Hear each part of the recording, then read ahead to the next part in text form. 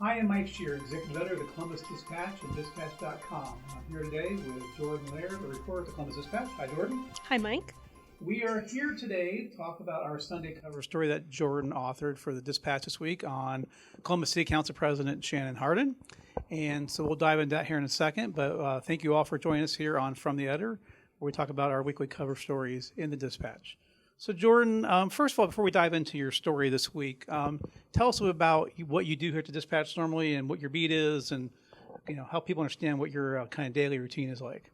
Sure. I cover all things local government and politics for the Columbus Dispatch. So everything from Columbus City Hall to the Franklin County Commissioners to the occasional story on our Congress people to our local state house reps. I'm pretty focused on the mayor and city council, though, in my day-to-day work and going to city council meetings. Okay. So the story that came about is about Council President Hardin. We've been talking about this for a while. We've been doing different profiles in our Sunday cover stories. We did Zach Klein a few months ago. We've done other folks. We did Michael Coleman even not too long ago that you also authored. But this one is about Council President Hardin. And the timing for it kind of came out, I guess, by chance a little bit, but we all have noticed this change in what's been going on at City Hall the last 6 or so months, where there's not the traditional Columbus way of not disagreeing publicly about things has kind of been pushed aside a bit, and it's been a little bit different. So when you sat down with Council President Hardin, the why for that became more apparent. So can you talk about a little bit about what you heard from Council President Hardin? Yeah, I mean, he will tell you that the change has been very intentional from him. And there has been a change I've noticed and documented in my day-to-day coverage of City Hall, where there's been a little more back and forth disagreements in the public between Mayor Ginther and Council President Hardin, particularly over some issues around the budget, around giving some money to the Columbus Fury that Ginther wanted to do. Shannon Hardin voted against. There was some issues around funding the Columbus Promise, which is the very popular tuition-free program for CCS graduates to go to Columbus State. And it was kind of Shannon Hardin's brainchild, and then it was left out of the budget proposal. Mayor Ginther disputes whether it was actually an issue, but they definitely got into it. So yeah, all that to say, there have been these kind of public back and forth. And when I sat down with Council President Hardin at the end of last year in December, we talked about how he is trying to be more authentic, and he hopes that people notice a difference in his leadership and his willingness to say things out in public that would have been maybe said behind closed doors before.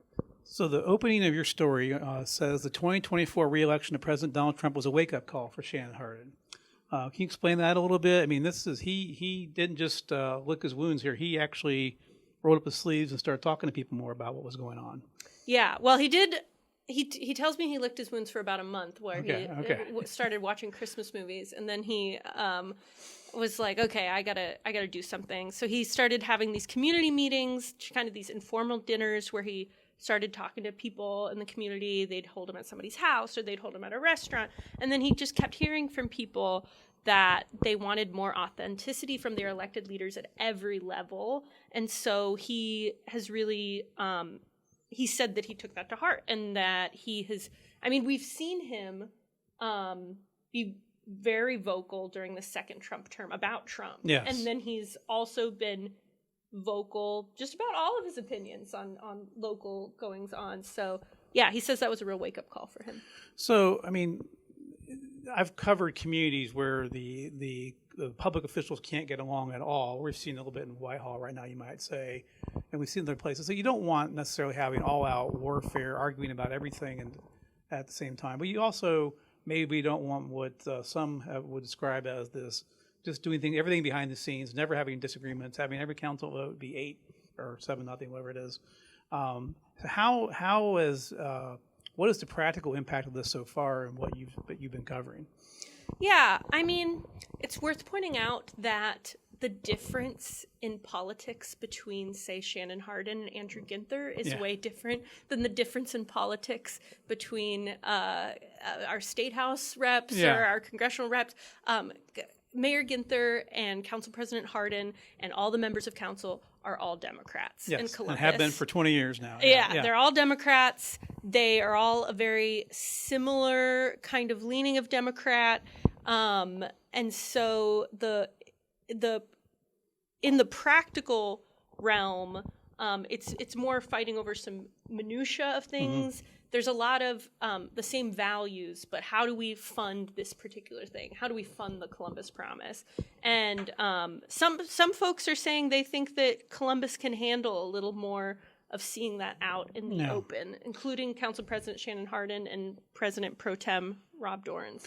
Well, I mean, there's political. I mean, yes, Republicans not all Republicans agree, not all Democrats agree, but there was very little of that at City Hall being seen in a public way. Mm-hmm. And I guess what Council President Hardin is saying is, from talking to people, that people thought that was odd and didn't think it was a sign of good government. Mm-hmm. Okay. So now, of course, a lot of people would simply speculate that there were a lot of people who thought Mayor Ginther would not run for another term in 2027, correct? Mm-hmm. Yes, 2027 is the next mayor's race. Getting my ears confused here. And that the floor would be cleared for either Shannon Hardin and or Zach Klein to run for mayor and set up the next mayorship in Columbus. And Ginther is clearly running again. So how does this, there are people who might think that Council President Hardin is making these changes simply to distinguish himself for a campaign next year. What does he say about that?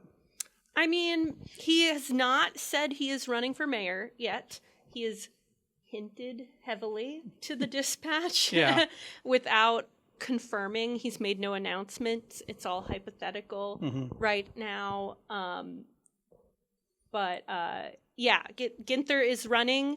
Shannon Hardin is definitely distinguishing himself right now, which would set him up for higher office that he's hinted at aspirations for. But his council term also expires at the end of next 27, so he'd also have that risk of not having a job, theoretically, if he lost. He would not have a job to fall back on. He could not run for his council An elected job, at least, yes. Yes, he would not have an elected position to fall back on, which he has been in elected office since 2014. He has been on Columbus City Council when he was appointed in 2014 before winning election. Because it's the same cycle. Yeah. Okay, so tell us a little bit about Council President Hardin here too. I know he has a 4-year-old son, lives on the Far East Side, and he is a politician, a black gay man, which is not the most common thing we see in politics. But tell me about what you learned about him in your conversations with him. Yeah, we had a good conversation where he took me around the South Side, which he likes to call the South End. Yes. He talked about that he prefers to call it the South End, but a lot of people call it the South Side.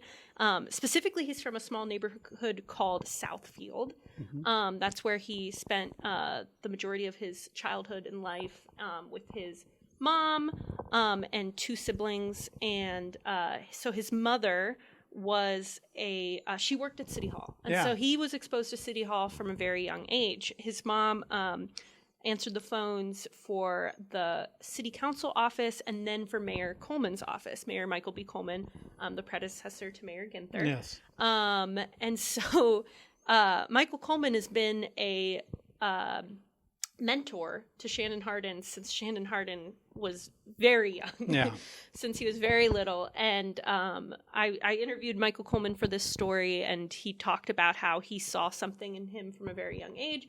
I talked with Shannon Hardin about how he's always been super interested in civics.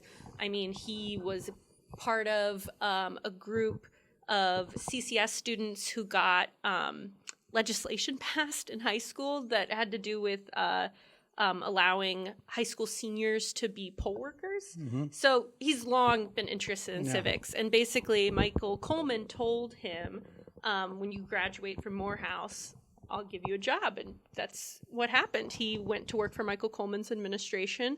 And then he, in 2014, got appointed to city council. So, yeah, he's from Columbus. He's from here. And he talked to me a lot about how he really wants his Southfield roots to show, and he hopes that recently that's been showing more. So one part of your story here, you noted that he pushes back on the narrative that he had a City Hall insider pedigree. although, I mean, he had an inside angle, but not because his mom was on city council or in some, Right. really big director of utilities or something. She was working in the office, and he came in the office sometimes and met Mayor Coleman, but that sparked his curiosity in politics, and also obviously gave him some access that not everybody has, but he's also made his own way here too. Yeah, I mean, he's pushed back on that narrative for what it's worth, and he said his mom was never an executive. Is what he told me. Yeah. I mean, his mom answered the phones and did secretary type work and paid the bills. And he told me that, and this didn't end up in my story, that his mom. I mean, she hasn't really been back to City Hall since she retired. It was not like she was in it for the politics. She was in it for a job. But he gravitated to the politics and the civil service aspect and went with it. I thought it was funny. He jokes that he's a product of one too many take your child to work days. Yeah, that was funny. Okay. So what drives him today? I mean, he's concerned about housing. Obviously, there's a little section in here about that and other topics. But what did you learn? I guess let me ask you this: what did you learn about Council President Hardin that you didn't know, or that you became more aware of in this process of doing the story? Yeah, I mean, I already knew quite a bit about him from covering him, including some of his policy passions are like helping CCS students, housing issues, affordable housing. That's the big thing for pretty much every City Hall politician right now in Columbus, is trying to make sure there's more housing and try to bring down the prices. He's very focused on transportation. He's focused on all those things.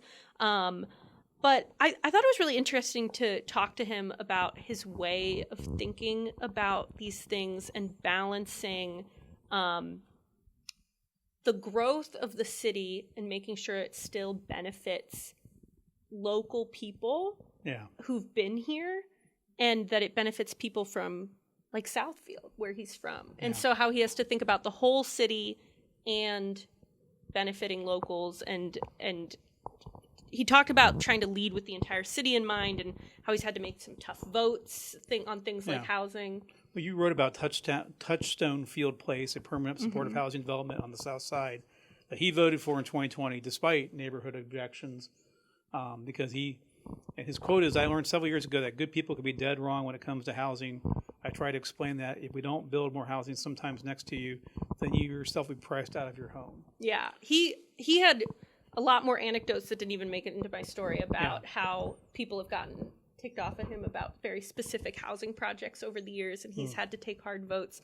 I think he told a story about how somebody, there was some specific housing project, and somebody brought his grandma to council to get to shame him for it. Yeah. So, some cousin. So, yeah, it's definitely an issue that people have strong feelings about when it's in their neighborhood. And he is trying to take this holistic view of how do we make sure that housing is affordable across this whole city that needs tens of thousands of units built. Okay.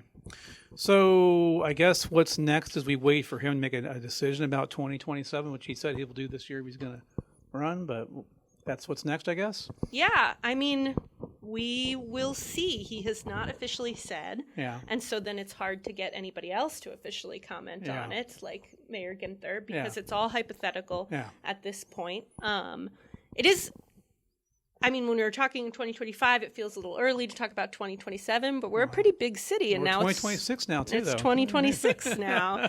It would be a big deal. I mean, it would not be an easy race. Yeah. Mayor Ginther is an incumbent of a decade with longtime backing of the business community in Columbus. It would not be an easy race. Yeah. And that would be, the way Columbus does this is there is a primary if there's more than two candidates, correct? Right. It's technically a nonpartisan race. Yes. And more than two candidates, there would be a primary to narrow it down to two candidates. If there's only two candidates, there'd be a general election in November 27, and one person wins. Yep. Okay. All right. Well, Jordan, thank you so much for your time today and for your great work on the story. And for all of you out there, thank you for joining us again for another episode of From the Editor. And we'll be back next week to talk about our cover story, which is actually next week on the Winter Olympics and the people from Ohio who will be participating in the Winter Olympics. So we will see you then. Thanks.